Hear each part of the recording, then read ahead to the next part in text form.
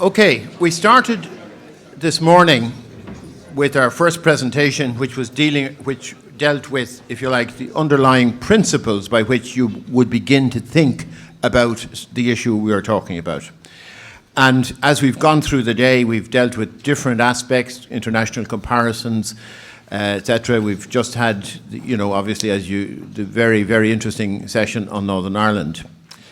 But now we're going to move down to the practicalities, or some aspect of practicalities, because I suppose for most of us here in this country, when we think of citizens that have the right to vote in their own elections, we actually probably think of American citizens, because we're well used to the fact that you have even Democrats abroad and Republicans abroad. And what we're going to do here, and we have some assistance from the US Embassy in this, and for which I thank them. We're going to have a presentation from Erin Baumann, who's just completed her doctorate in UCD. And Erin is going to speak to, she's a US citizen herself, and she's going to speak to how it's done for the US, within the US system. Erin, please. All right. Thanks, Tom. Today, I've met most of you before. I'm exchanging my role as facilitator in order to try and take on a bit of the mantle of what it is like to be a US citizen who votes in American elections while living outside the state. Just some background information, I left the US initially in 2007, and much like I think it was the earlier speaker who said she moved to London with the intention of going back in 2 weeks, I was definitely going back within 1 year. And 5 years later, I'm still here, 2 elections, plus congressional elections. I voted in every single election since I left.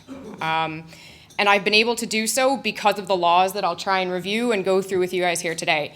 I'll try and make this as quick as possible so that we can get to any questions if you guys have them. So if you do, feel free to ask me when I finish. So, basic rights. Now, initially, it's set out in the US Constitution that everyone has the right to a vote. But until the middle of the 20th century, there was no real clarification as to when and where US citizens had the right to vote. It was simply said that it was a fundamental right of every citizen to cast a vote. But following World War II, with the rise in the number of specifically uniformed service personnel, so that being diplomats and military personnel, living and serving outside the US borders, questions began to arise as to the ability of non-resident citizens to vote in US elections. Previous to that, there was little to no actual accommodation, there were no structures to allow US citizens to vote from outside the state. So in 1975, following a very active campaign from a number of citizens, specifically living in Germany and across the rest of Europe, which was organized around the revolutionary adage of no taxation without representation, in 1975, the US passed the National Voter Rights Act. Now, in the NVRA, which was updated in 1993, what was said is the top quote here, which is, "The right of citizens in the United States to vote is a fundamental right." Since that was set out, the rights of citizens to vote from outside the state has been updated approximately 4 times. There are now at least 3 different federally structured organizations that are designed specifically to deal with the rights and the abilities and the accommodation of US citizens living outside the US to help them to vote in federal elections. Now, when I say federal elections, sometimes to individuals who don't live in a federal state, this can confuse them. Federal elections refer to presidential elections, Senate elections, and congressional elections. Some states in the US allow US citizens to vote in their state and local elections, but the majority do not. Myself specifically, I live in that lovely district down there. That's where I'm allowed to vote for federal elections. I cannot vote in state and local elections. So, more to the practicalities. How do I actually do this? Getting on the register, every US citizen has to do this no matter where they live. Whether they live inside the country, out, they have to get on the register because registers in the US are controlled at the local as well as the state level. So this means you apply to your local electoral board. It's usually your county board. And for overseas citizens, the Overseas Voter Foundation actually has a very simple form. You go online, click the nice left-hand bar, And it says, find your district. You click your state, click the county you live in, and it tells you a rundown of how you actually apply to get on the register. You can usually, at the same time, also grab the information for how to apply for a ballot. Now, this is one of the things that often confuses U.S. citizens who live outside the U.S. One of the things that you generally find is that citizens will get on the register before they leave, especially if they're kind of study abroad students. They'll register to vote before they leave the country, and then they'll go away, and they'll kind of start wondering where their ballot is. And about 2 weeks beforehand, they'll go, well, I don't have a ballot yet. Why don't I have my ballot? They'll start calling the embassy, wondering what's going on. The reality is they didn't do the second step of the process. They didn't apply for their absentee ballot. If you're on the register, that's great, you can vote. But you have to formally apply to your electoral board and tell them, I am no longer resident inside this district. Whether it is just temporary or it is indefinite, I request that you send me an absentee ballot at said address. Once you do that, it's actually quite straightforward. Getting on the US register is pretty simple. All you have to do is fill out the application and then use either the last 4 digits of your social security number or your driver's license, and you're in. In fact, as most people probably know, you don't actually have to show proof of ID when you vote inside the US. So it's quite simple to get on the register. Getting the ballot is actually quite simple as well, but you have to go and look for it yourself. There is no way that somebody's going to tell you as soon as you leave the country, as you're stepping on the plane, please remember before you decide to move abroad that you actually have to apply to your ballot in order to vote in the next election. That's not the way it works. Individual responsibility in order to cast your individual vote. So what happens when you actually move abroad, you get on the register, and then you get your ballot? In order to cast your vote, you can do it in one of 3 ways.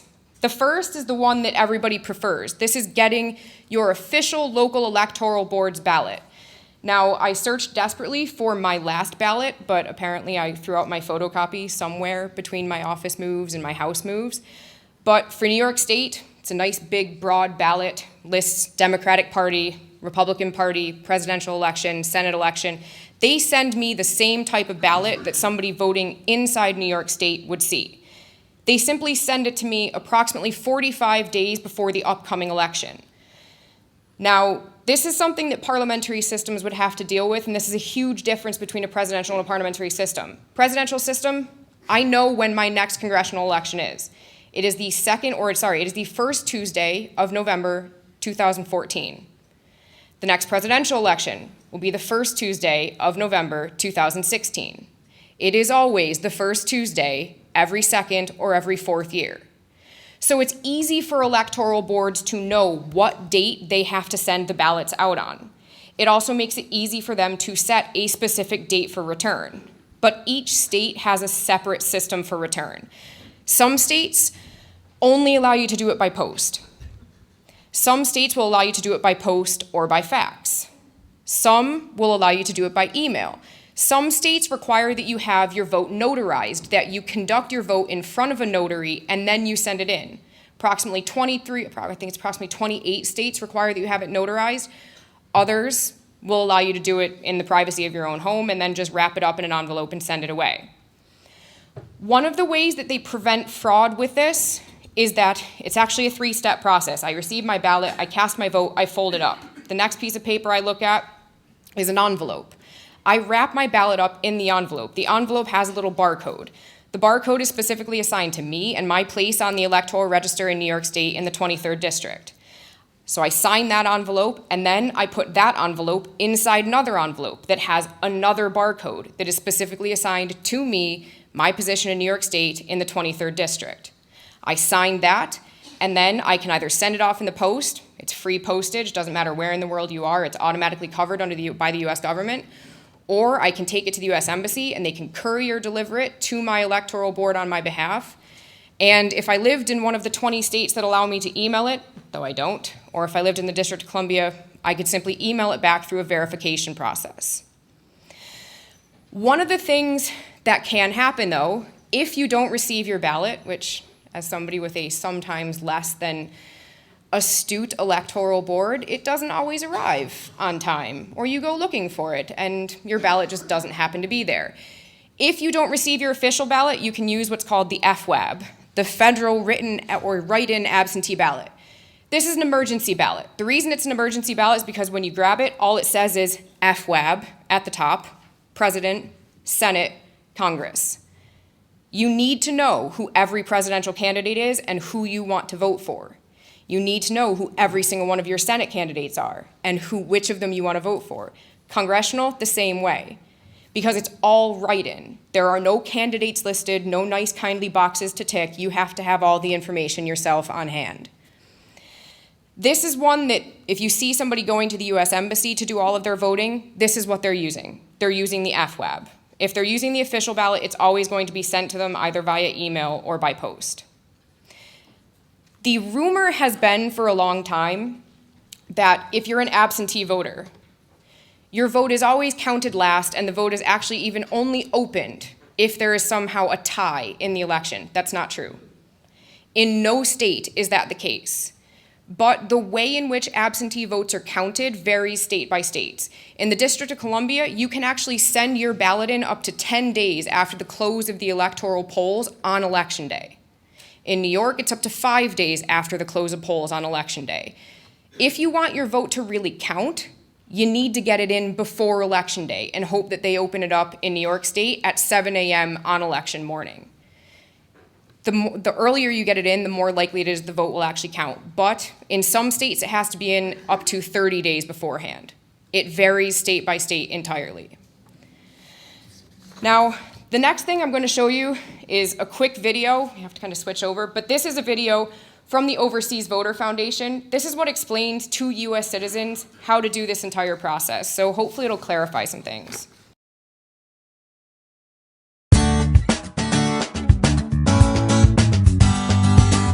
Overseas citizen and military absentee voting is a simple, interactive process that you, the voter, can successfully navigate.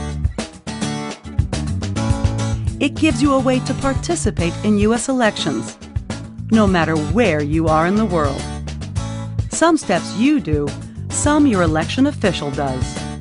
At each step, we have tools to help you.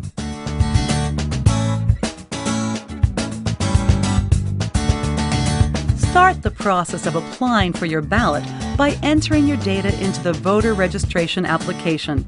You can save your data in a voter account for future use. Once this form is completed, it will also serve as your absentee ballot request. Indicate how you intend to submit the form. Your state's options may include email, fax, or post. Download the completed form and instructions. Print and sign it. The mailing address of your election office prints with your instructions. Remember, you haven't requested your ballot until you submit your request to your election official, either by post, email, or fax. Even if you transmit your form electronically, you should always follow up by sending the printed, signed original form by post. Your election official needs your original signature on file. Send it off right away. Your election official will process your registration ballot request form and put you on the voter roll. Check the election official directory for contact details and to find the online ballot tracking system for your state.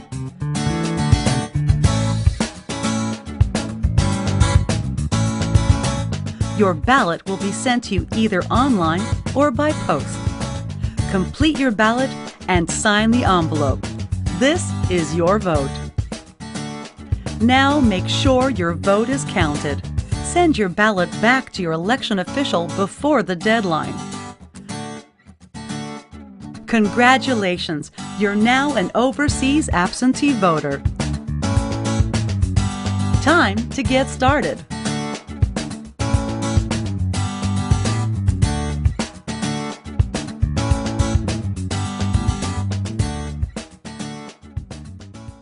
All right, so that's what I generally look at whenever I need to be reminded what I have to do in order to vote.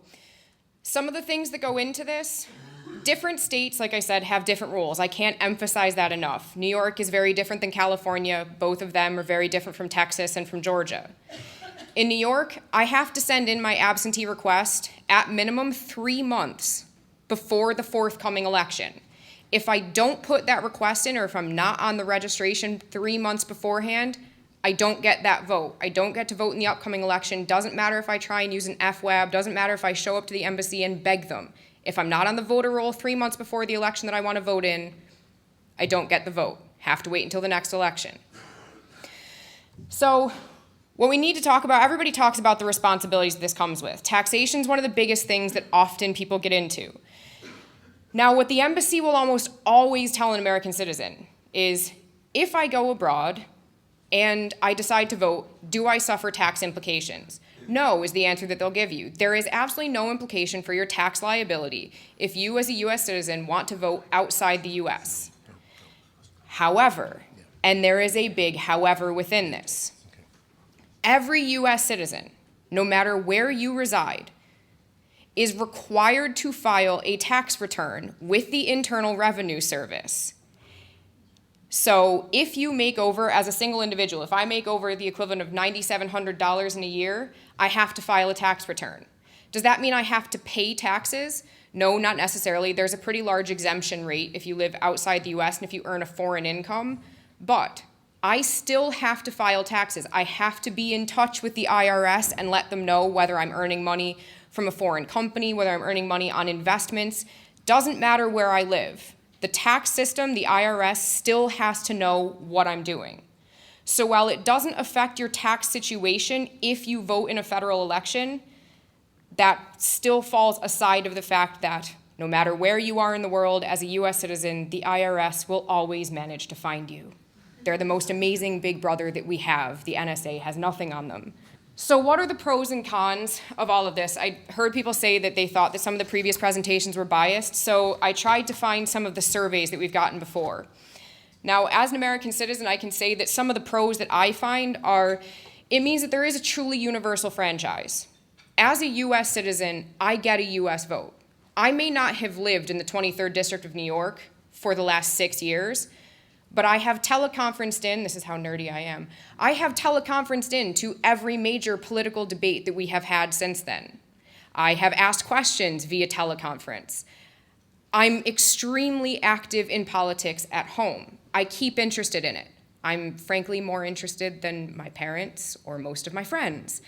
But most citizens who live outside the state, they do start to get a little bit more interested. There is a certain amount of withdrawal, but there is an interest there.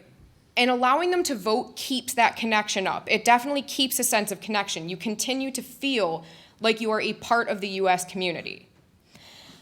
In addition to that, it allows all of the stakeholders' interests to be accounted for. Like I said, I still have to file with the IRS, which means they still know who I am and what I'm doing, which means that I want to be able to have a say in the policies that they put down on top of me.